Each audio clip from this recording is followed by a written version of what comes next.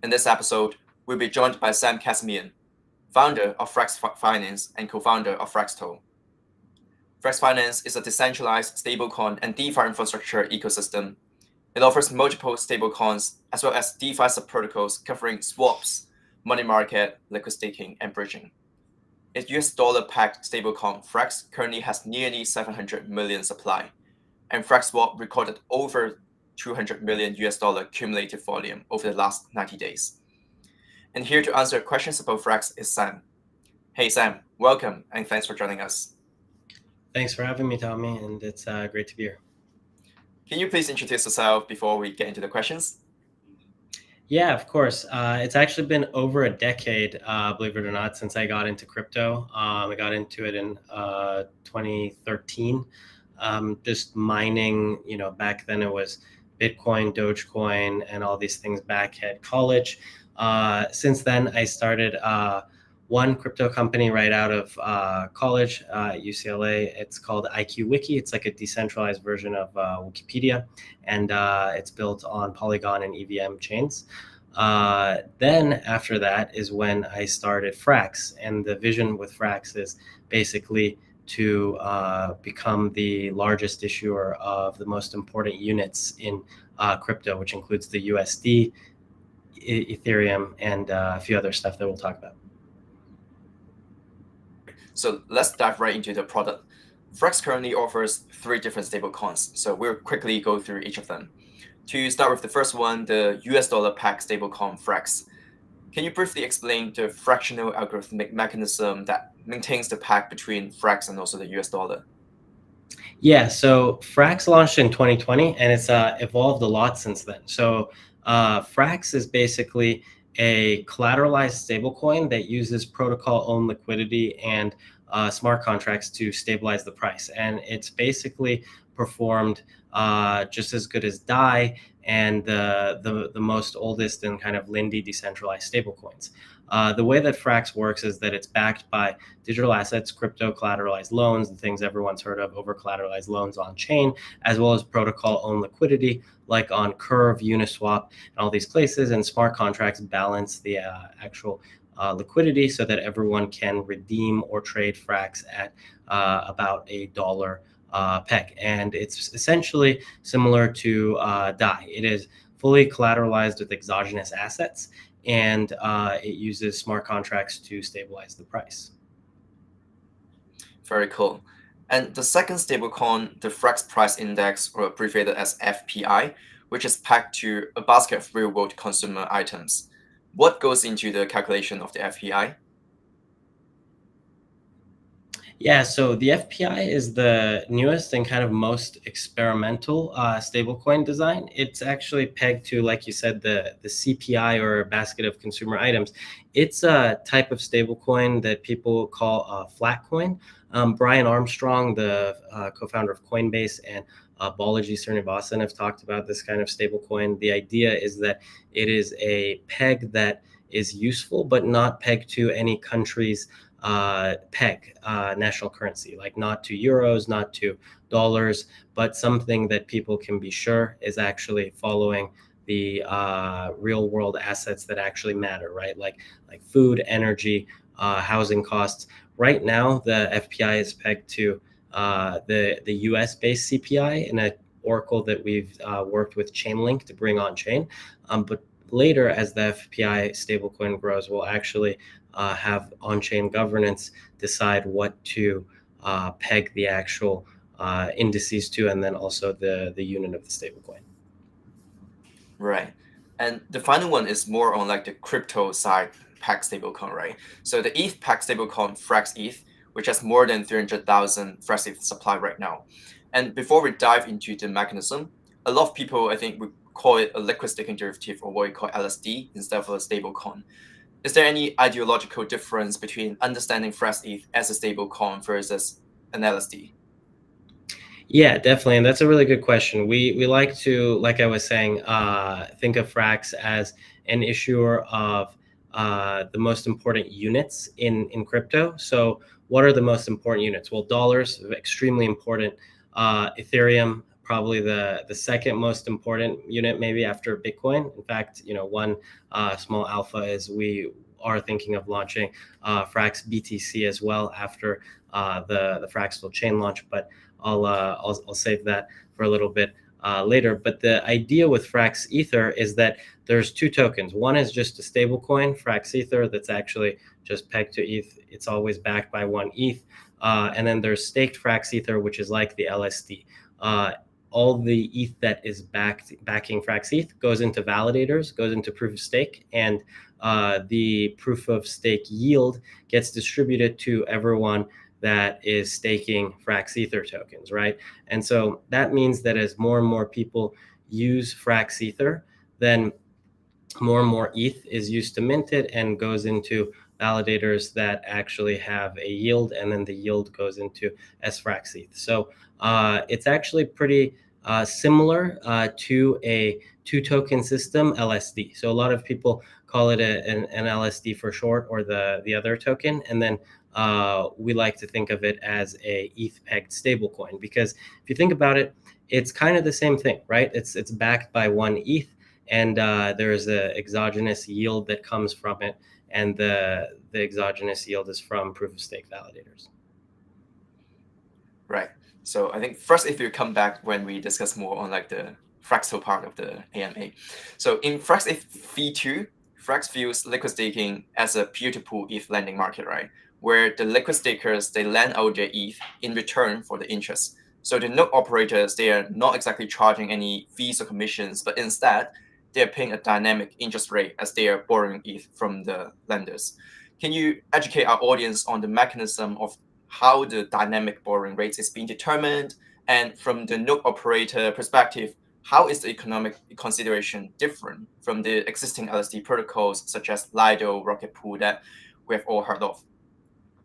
Yeah, so Frax Ether V2 should actually end up being the most decentralized and permissionless staking LSD system that actually exists once we launch it. And the reason for that is that right now, if you think of all the large LSD providers like Lido, Rocket Pool, like Binance, ETH, and things like that, each of them either have a whitelist like Lido. You have to apply to actually run a validator in Lido, and they vet you, and then they interview you, and then they KYC you. Or for example, if Binance runs the validators themselves.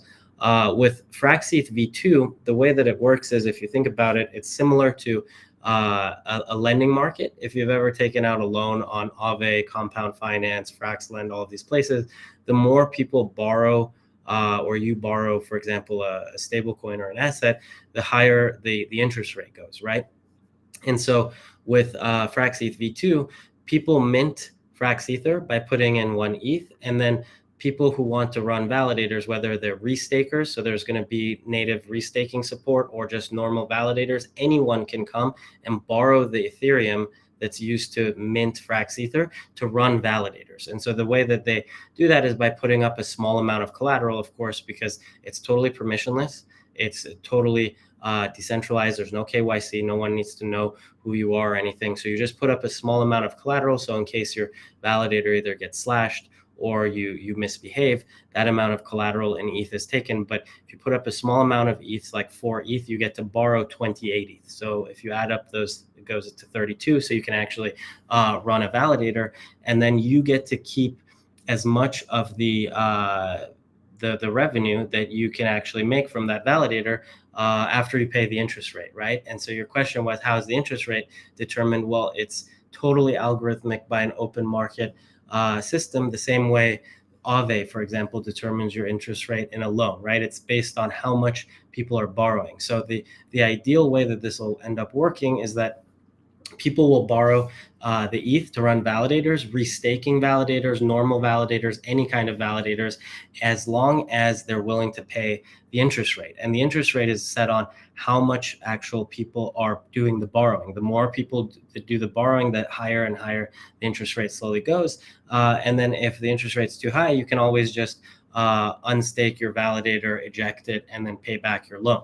So the interest rate will end up basically being the highest rate that validators are willing to pay, or smart validators, people who know how to make a lot of money running validators and restaking validators, etc.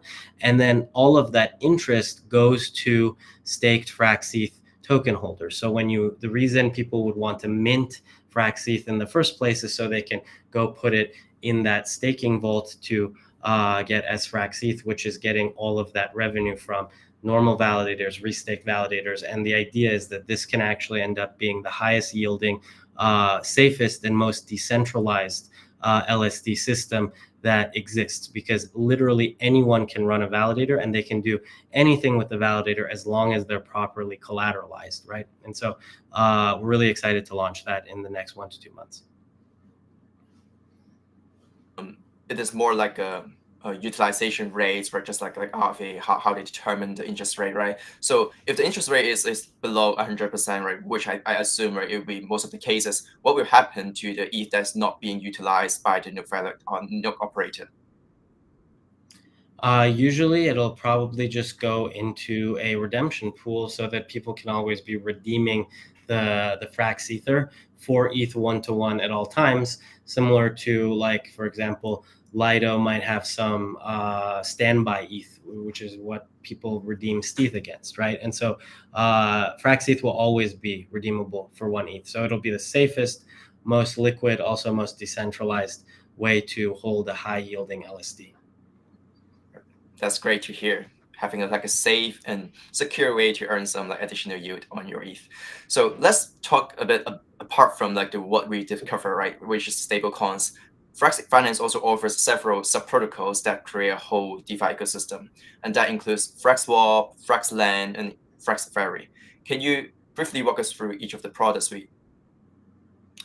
Yeah, so one thing that's important for everyone to understand is the reason we've built Fraxland, Fraxswap, and Frax Ferry is that we think that the way for all of these stablecoins to become extremely important assets across chains and actually have utility is by having a base kind of protocols, such as borrowing and lending, a endogenous AMM, someplace where there's actual protocol owned liquidity, and also Frax Ferry, which the reason we call it a ferry is it's not a bridge for any token, it's a ferry. So it's a way for native Frax tokens that are issued across multiple blockchains to actually be redeemed back and exit from whatever chain they are to Ethereum mainnet and soon Fraxtal chain. So the reason we've built these is to actually bring a lot of utility to the stable coins that we issue, not necessarily to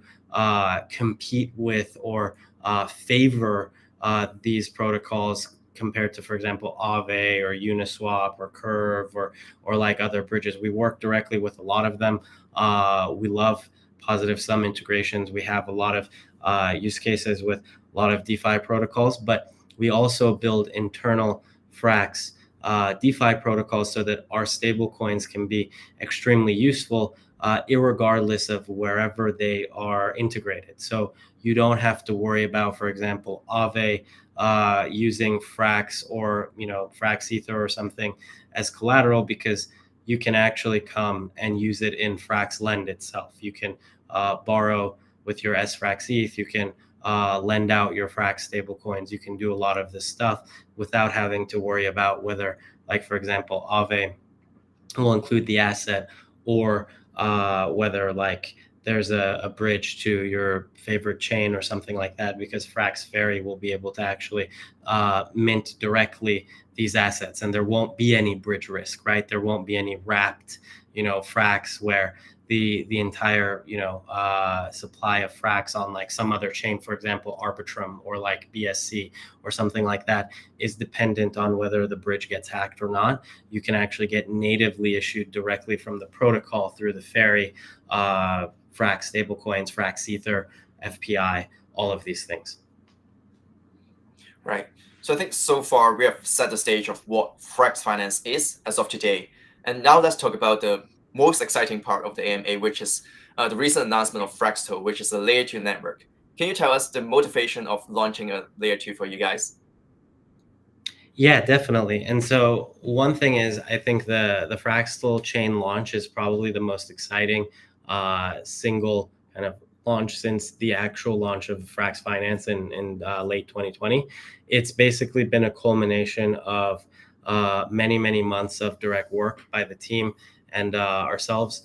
And the reason for it is because Frax already is one of the largest, blue chip DeFi protocols, and in order for Frax Ether, FPI, Frax BTC, and these important stable coins that we're issuing to be extremely well used and basically everywhere, whether it's on Fraxtal chain, on Ethereum, on all these chains, you need to have your own network where people can build decentralized applications and integrate them together. And so if you think about a lot of the other big projects, right? Like you might have heard of MakerDAO. They're thinking about making Maker Chain. All of these kind of large projects, they are thinking about having a thesis-driven execution of having blockchain. And so we've been working on Fraxtal, which is our endgame blockchain network that has a lot of unique features that I'm excited to talk about.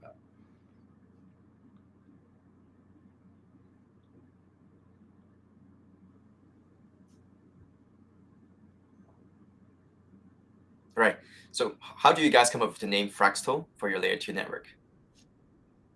Yeah, so the name is actually it's a allusion to fractal, which is basically a branching pattern of blockchain like layer 2, layer 3, layer 4s, and we like to think about our technology as fractal scaling. So our thesis-driven technology for Fraxtal is fractal scaling. So you might have heard of things like modular blockchains or roll-up driven thesis or aggregation layer chains and things like that.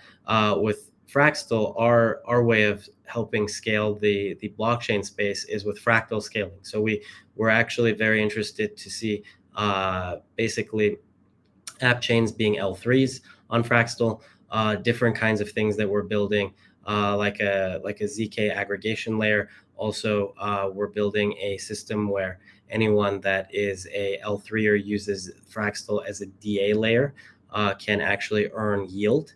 And essentially, our view on how to scale blockchains is that we basically want to make sure that there is endogenous yield with the most important assets in the actual ecosystem. Right. I think you touched on it a little bit, but let's go a level deeper in terms of like the technical design. So what would be the tech stack behind Fraxtal? Is it going to be an optimistic or like a CK roll up? And is it going to be EVM compatible? Yeah, so there's two parts to Fraxtal. One is the execution environment of how people will deploy applications. And so that actually will be EVM equivalent, and actually it'll be OpStack. So it'll be very familiar and developing, DeFi applications or smart contracts will be pretty much the most familiar process, and the infrastructure will be very similar to what developers are used to. So there will be FraxScan by Etherscan, which is one of our direct launch partners. There will be a lot of launch partners that people are very familiar with, like Curve, Convex, a lot of DeFi projects. However, there's also very unique features in Fraxtal that we've built from the ground up, both like block space incentives, as well as new types of gas markets, as well as the ZK aggregation layer of state hashes, which is what we're actually going to launch in the coming months in 2024. So anyone that opts to be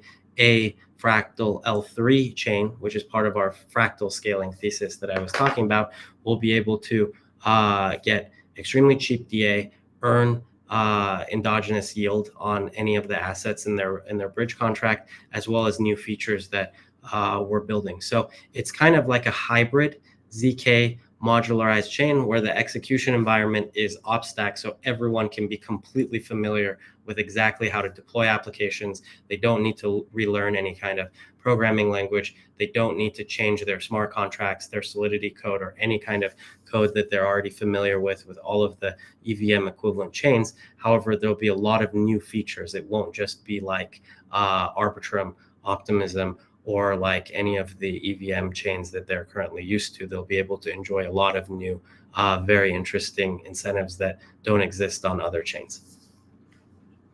Brilliant.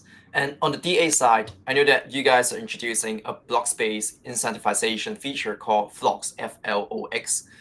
Given that data availability is such a hot topic with the expectation of Cancun upgrade in Q1 this year, can you elaborate more on Flox and how data availability or retrievability will be guaranteed for Fraxtal?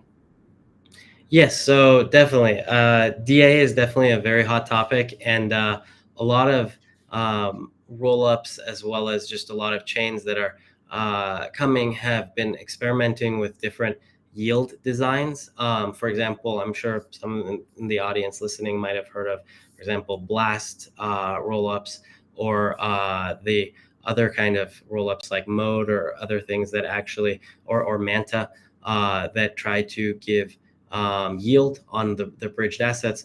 The thing that we thought of with Flox is that we thought of, instead of actually trying to pump yield or take a lot of risk or anything, we're actually just going to completely let people build exactly in a safe environment. However, every time anyone spends gas, depending on how much gas or how much the smart contracts actually use gas, they will earn Fraxtal points, and those points will obviously be worth something in terms of being tokens later in the future, but they will actually earn more points than dollar per gas spent. And the reason we're able to do that is because since the points convert into tokens later, for every $1, for example, that your contract actually spends on gas, you're able to earn $10 worth of Fraxtal points, or $5, or even more. And so it becomes extremely lucrative to actually build contracts, spend gas, and actually build out your ecosystem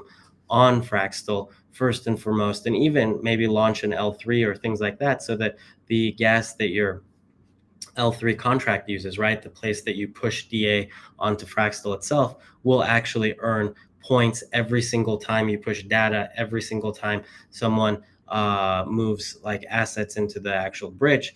And so that's one thing that we've thought up, is how to turbocharge the actual usage and growth of the chain, rather than things that, you know, other kind of projects are thinking about. Like, you might have heard of, for example, like gas rebates or sequencer fee sharing and things like that. We wanted to actually issue that. We wanted to put that to the side, think of things from fundamental perspective, from the first principle view of how can we make sure that people are actually excited to build, without like essentially telling them, oh, whatever fees you generate will give them back to you, right? Like, that's usually not extremely exciting and not extremely interesting, right? Because if you think about that, for example, on the DeFi layer, forget the blockchain layer, but like, let's say on an AMM, right? Most people don't LP on an AMM based on the fees that they earn. They LP them based on the rewards, right? The amount of tokens that they earn, or the farming yield, and not like the fees. And so we thought of how to design the Flox block space incentives, and saying, look, no one's going to actually, you know, think this is exciting if all we say is, hey, we're going to just give back the gas. We're going to like refund your gas. We're going to share gas incentives or something like that based on how much block space you use. We said, what if we actually turbocharge it in a very, very lucrative way, and say, for every like $1 of gas that your contract spends, or your EOA spends, or something like that, you will essentially earn in real time. The Flox space block space incentives are running the algorithm every single block, and you will actually earn Fraxtal points as you spend gas, and not just getting the gas rebated, because that's not exciting or interesting, right? The idea is you will actually be a part of one of the biggest points airdrops that convert to tokens in the future. And the faster kind of you deploy apps, and the faster other people deploy apps and build out this ecosystem, there will actually be more and more points, because more and more gas will be spent.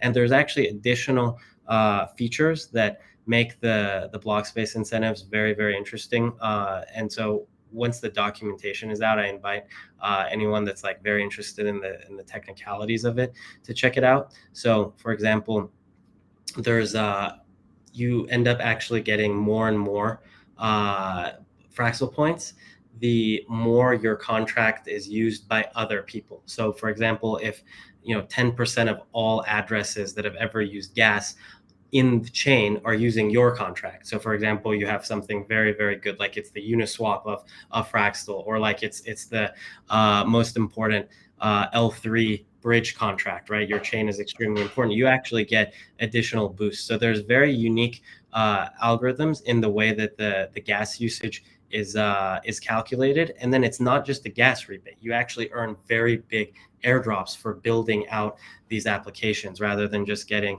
a couple cents of ETH returned to you or something like that. So we're really, really excited, and I think this will be very big once it's launched. I think that's a really innovative developer incentivization mechanism. So I'm curious about, so from the end user's perspective, right? Are they also going to be rewarded by the Fraxtal point, or is it up to each project and each protocol to decide how they want to reward their users according to how much they spend on gas, so that some of the Fraxtal point will flow?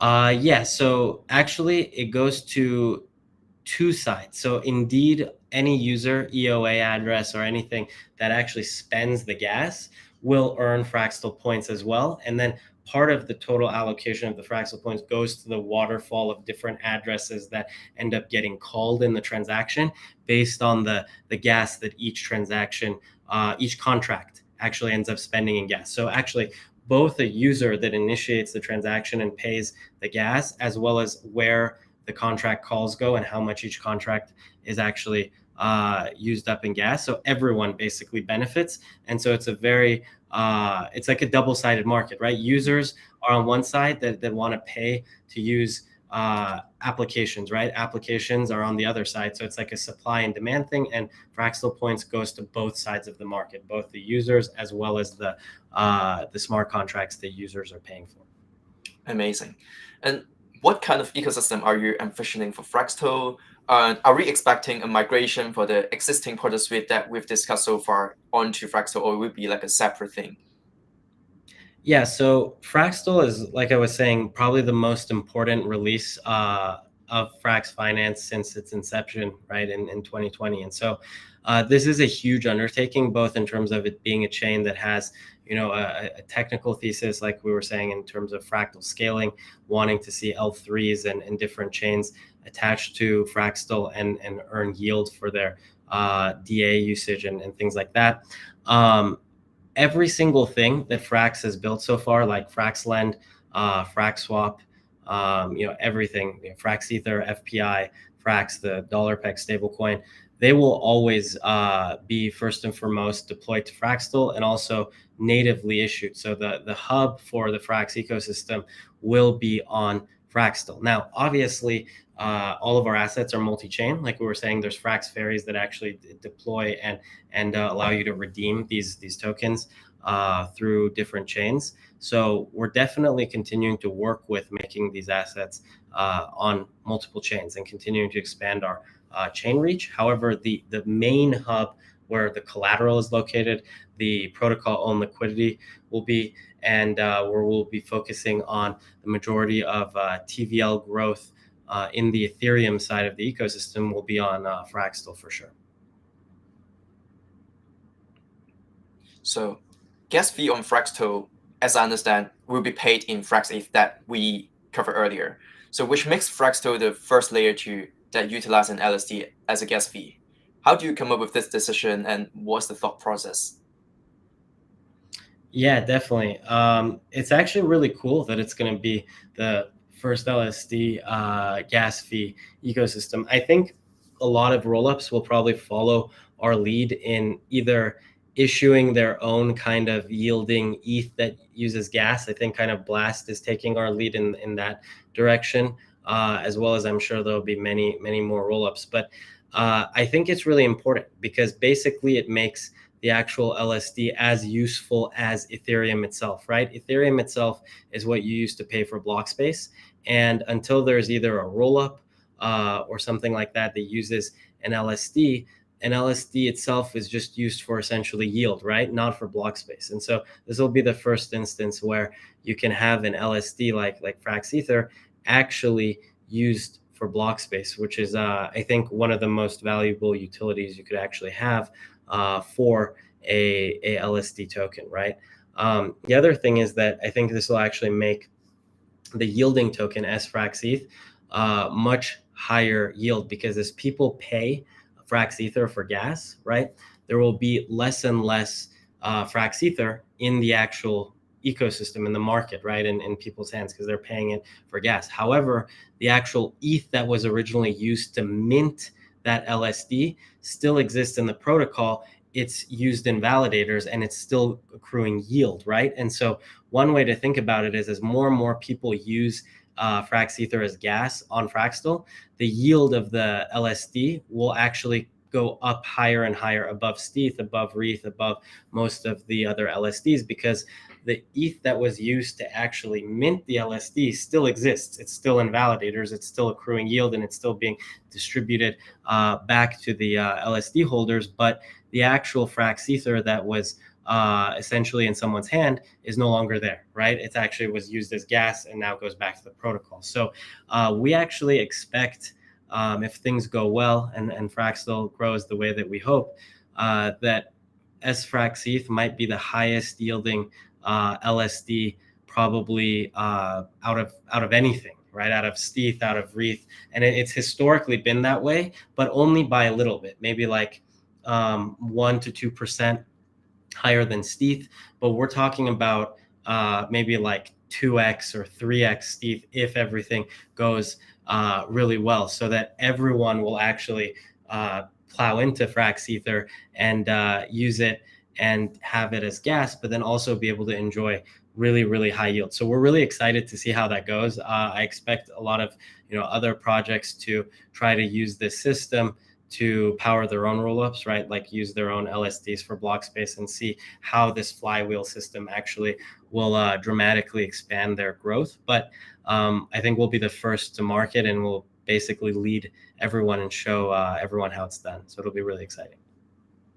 Yeah, and I really like how everything in Frax Finance is like vertically integrated, right? You guys already have like a very strong stablecoins to start with, and then you have like a first strong Frax ETH TVL, and then now you're building like a layer, the infrastructure on top of that, and utilize everything that you guys have defined so far. So everything is like so cohesive, right, with the same philosophy of what you guys are trying to build. And so I know that the Fraxtal mainnet is going to happen very soon, right? The mainnet should be on February 7th, which is in 2 days. How is the preparation, and what can we expect to see on day one? Yeah, definitely.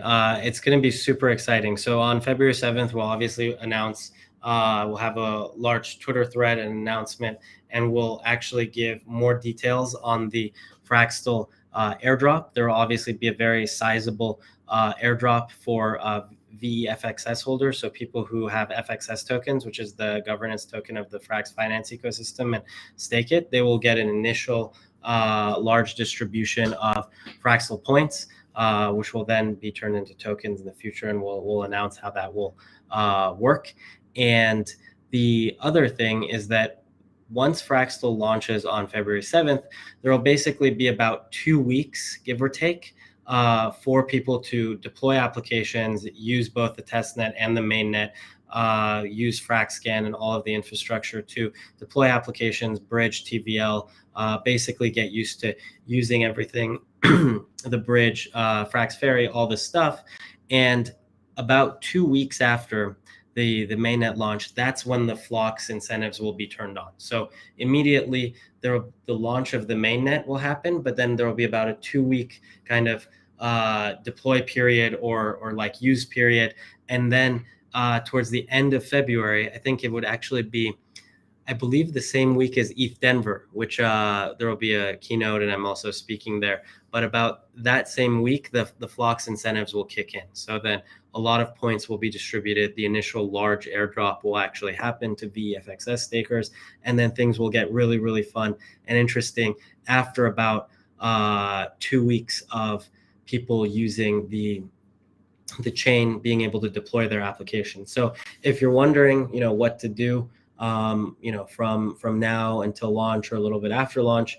If you're just a normal user and want to basically make sure to partake and not miss out on the Fraxtal points and the large airdrops, that goes to VEFXS holders and stakers. So you can get FXS tokens, or if you have them, make sure to stake them either on Ethereum mainnet or on Fraxtal. There will be staking contracts on both. If you're a developer or want to check it out, you can deploy your contracts. Like we said, it's super simple. It's op and EVM stack equivalent, right? So you can actually just deploy your contracts exactly as they are on Ethereum, on an op stack chain, on any kind of EVM equivalent chain. No need to change anything. And then kind of just use the chain, try things. There will be unique applications and launch partners. There'll also be the Frax name service if you want to get a .frax username and name that will hopefully maybe give you even more Fraxtal points. So if there's stuff that you can maximize your chance to get more and more points. So basically stake VFXS and check out the chain for about the first 2 weeks of launch. And so that should be a really good time. There will be a lot of launch partners that are waiting to actually deploy immediately on the first few days of the chain launch. So there will be a lot of stuff to do as well. Super exciting. So I'm glad that you touched on the FXS and also full escrow FXS because governance is always a key areas for all layer 1 and layer 2s. So I'm curious, how would Fraxtal be governed in the long term, and what role would like the FXS and also the VFXS play in the governance of Fraxtal? Yeah, definitely, and that's a good question. So Frax has basically had essentially one governance token, FXS, Frax share token, since its launch, and there's no token for like Frax Lend, Fraxswap, and stuff like that. And the only other possible interesting token, I'm not going to give everything away, but is Fraxtal FXTL, and those are what the points are going to be. There's a lot of interesting things that could happen. The Fraxtal points can actually tokenize into their own distribution, have their own market cap, or the two tokens can actually merge into one distribution at some ratio based on certain KPIs. So a lot of stuff can happen depending on how the chain grows and what the actual community wants to see, right? And so the most important thing is no matter which direction it goes, obviously the more Fraxtal points someone has, the more bullish and whatever direction happens, the more probably the more profit and the more value and yield that they'll get. So the main thing is Frax is pretty decentralized. Like you said, vote escrowed FXS is used to actually vote on everything. So there's like many governance votes. Everything is decided with token holder votes on chain and without like a company or anything like that. Frax is a DAO and a constellation of protocols, and we call them subprotocols like Frax Lend and different stablecoins, all issued in a decentralized manner. So no matter what happens with the Fraxtal points, tokenization of that, and FXS, it's all going to be decided by the entire community of VFXS stakers and the people that are using the chain. So it's not any kind of like unilateral decision. So it's not that even I know exactly what'll happen, but there will be some really cool ways that the community will have to explore how to actually either combine these two tokens into one really great distribution as a huge, blue chip token, or maybe it makes sense to tokenize these two tokens and have Fraxtal tokens and FXS that governs the decentralized financial layer, and then the Fraxtal tokens be the staking token of the chain. And as Fraxtal itself kind of becomes this modular sovereign rollup, have that be the token. I actually don't know. I'd like to see what the community thinks, but one thing's for sure, the more Fraxtal points, the more of these tokens you get, whether they end up being one distribution or two. Right. And that's the good thing about being decentralized, is that you can have like a lot of ideas from the community for your actual users to opine on what they want to see in the future of like a protocol or something like a Frax Finance, which is like a whole ecosystem. And looking into the future after Fraxtal mainnet, what are the like upcoming announcement or key milestone that we should pay attention to? Yeah, definitely. So Obviously, after the mainnet launch, the most important thing I think for users will be how to maximize the amount of Fraxtal points they earn and they can earn from both staking VFXS and also using the chain. Because like we just said, no matter what happens with the actual tokenization, having more points is the most important thing in terms of getting the most yield out of everything, right? And there will actually be ways in which VFXS boosts the amount of points you earn in different places like Flox incentives or in other places that distribute yield. So there will be a lot of usage. So the most important things to look out for is what to do with VFXS after you get the large initial Fraxtal airdrop, as well as see what is the most important tech releases for the chain, how to launch L3s if you're a developer, how to actually earn endogenous yield. As you said, Frax has a lot of really good things up its sleeve in terms of RWA asset yield, LSD yield, restaking yield. There's so much yield to go around if you integrate kind of the Frax suite of assets, like you said. So if you're building LSD kind of finance, real world asset finance, stable coins and all these things, the most important thing is just to use the chain and integrate with us. And actually there's a lot of liquidity incentives and all these things, so look out for those, as we're moving most of the incentives that we're using on Ethereum mainnet to Fraxtal. So there will be a lot of lucrative opportunities to partner with Frax if you're deploying your asset with joint incentives from us, protocol-owned liquidity from us, as well as joint releases. So it depends on what you want to do. If you're a dev, reach out to us. If you're a user, just use the chain as much as possible. And that's the best thing, because then you'll know that using the chain more gets you the most points. It's not more complicated than that. And that's kind of the beauty of the block space incentives. Right. So with everything you guys have built so far and going to build, what is your vision, or what's the end game / ultimate goal that Frax Finance and Fraxtal wants to achieve? Yeah, that's a great question. And I definitely think about that a lot. Since kind of getting into crypto, like about, like a decade ago, the most important thing that I always was very, very inspired by was the decentralized money and decentralized financial vision. Back then it was like Bitcoin. Everyone thought, in 2013, 14, 15 and stuff, before Ethereum became like a really big thing, everyone was going to buy their coffee or something with Bitcoin. Like coffee was going to be priced in like 0.001 or whatever BTC. That didn't end up happening, right? Then people end up launching tokens, ICOs, stablecoins became really big, which is where Frax Finance first made its biggest impact. But our goal as like a vision for what we want to do is we want to be the largest and most important issuer. I like to call it the M2 issuer. In economics, it means the first secondary issuer of assets like Ethereum, USD units, Bitcoin, right, which is Frax BTC, these important units that are used in DeFi, real finance, real world assets, and people are able to use them in decentralized applications, right? And so, for example, you need to have like a wrapped version or a stablecoin version of BTC to use it in smart contracts, right? Which is where we're thinking with Frax BTC. USD obviously doesn't need any explanation, right? Stablecoins are a huge, huge $1 trillion market cap opportunity. And like we're talking about with Frax Ether, that's the most important secondary crypto unit after Bitcoin itself, right? So we want to be an extremely large issuer of that. And so one of the most important things I always say is in order to become bigger than like Ethereum or Bitcoin itself, you need to be able to issue them, right? To issue those units and have people use them in financial applications and think they're as good and as safe and as important as the asset itself.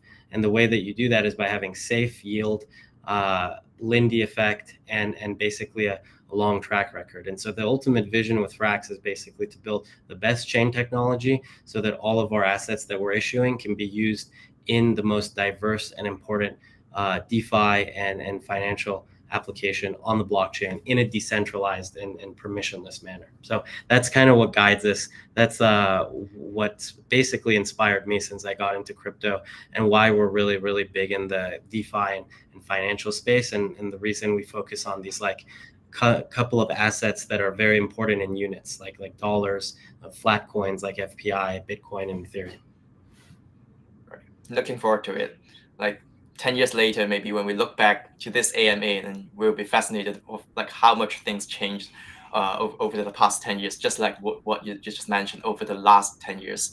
So one final question for this AMA: where can our audience learn more about Frax and Fraxtal? I think especially on the Fraxtal part, given it's like so new to our audience. Yeah, definitely. So our community is really big on Twitter and Telegram. We also do have a Discord. I'm personally on Twitter and Telegram all the time. Very easy to join the Frax community. It's at Frax Finance on both Twitter and on Telegram, just at Frax Finance. It's the same place to learn about Fraxtal and all of the Frax ecosystem and the whole Frax universe. So at Frax Finance, it's exactly the same. You can also reach out to me both on Telegram and on Twitter. It's the same as my name, at Sam Kazemian, on both Twitter and on Telegram. And we're always available. And so one of the main things that I really like that people say about Frax is all of the founders, the core developers, everything, we're all there all the time. We respond to people. We talk about everything. And as far as the Fraxtal launch goes, on February 7th, there will be a large Twitter announcement, public announcement. And so keep your eye on that on February 7th, because all of the details of when the snapshot for the large Fraxtal airdrop will be for VFXS holders, when the block space incentives will go live, and all of the links to connect to the blockchain, all of the Explorer links, and all the documentation will be on February 7th, publicly on Twitter and on Telegram. Right. So everyone, please stay tuned for February 7th for the Fraxtal mainnet launch. And that wraps up all the time we have for the AMA questions. Thank you again, Sam, for joining us today. And a big thank you to Crypto.com and Frax community for sending in the questions. Before we say goodbye, is there any final message you have for those who are watching? Yeah, well, first of all, thank you for having me. Crypto.com has been awesome, both in terms of supporter of Frax and also everything that you guys do. And as for everyone in the community, we're super excited. Keep your eyes on Twitter, and hopefully we'll see you on Fraxtal. You can find Sam on X at Sam Kazemian, and you can follow Frax at Frax Finance. Make sure to follow Crypto.com to keep up with the latest news, upcoming events, contests, and more. Follow us on X at Crypto.com, and make sure to subscribe to this YouTube channel so you don't miss out on any other future AMAs. Thank you, everyone, and see you next time.